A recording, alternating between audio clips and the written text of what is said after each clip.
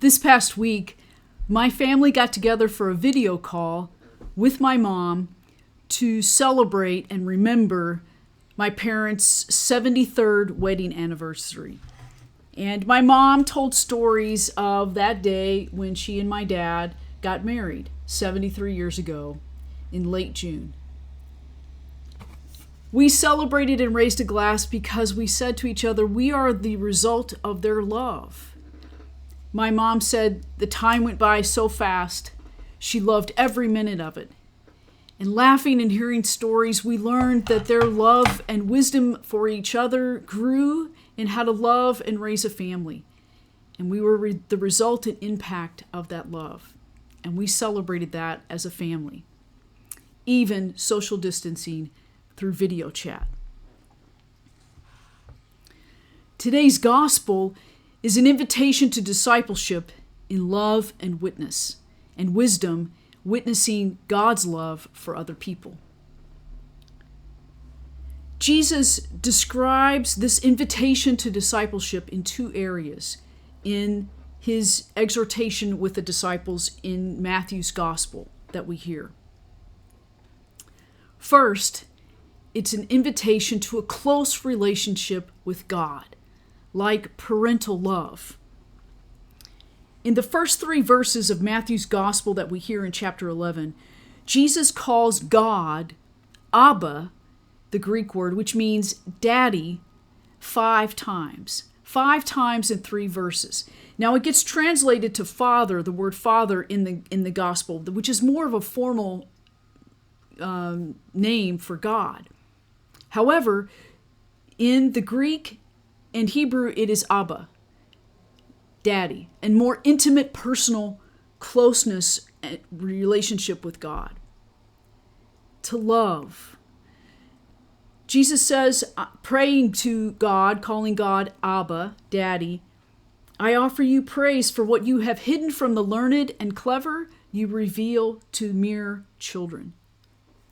Jesus is inviting the disciples to a way of learning and love that is simple to understand. Even children can understand it. It is a way of love.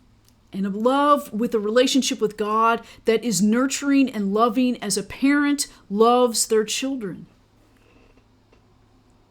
The second half of the gospel is a phrase of wisdom, where Jesus then turns to the disciples and says, drawing the feminine characteristics of the wisdom of God by saying, come to me, you who are weary and find life burdensome, and I will refresh you. Take my yoke upon your shoulders and learn from me, for I am gentle and humble of heart. For your soul will find rest, for my yoke is easy and my burden light.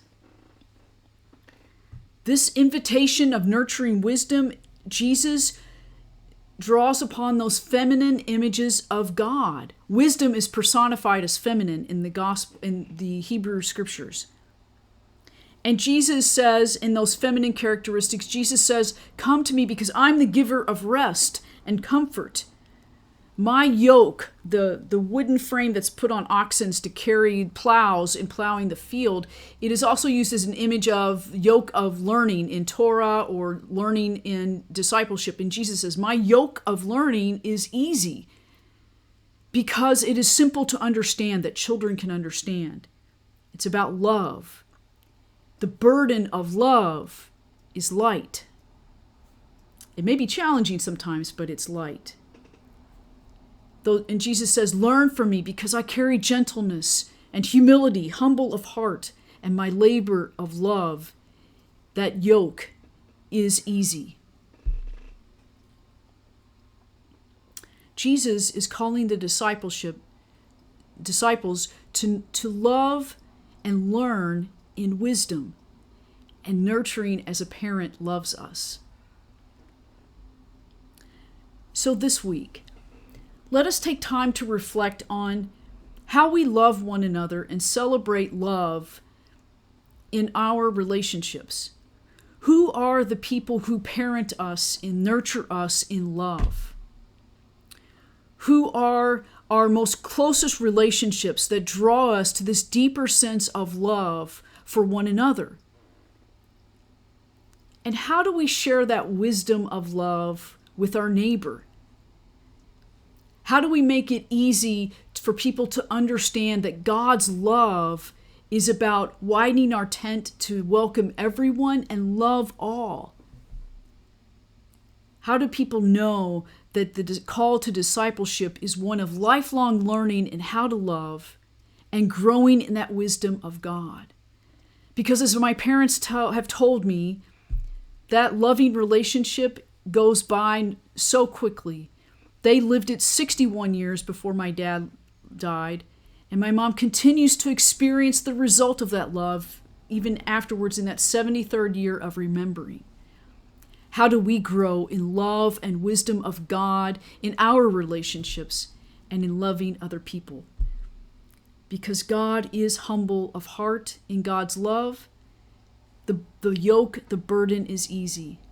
The labor of love is understandable by all.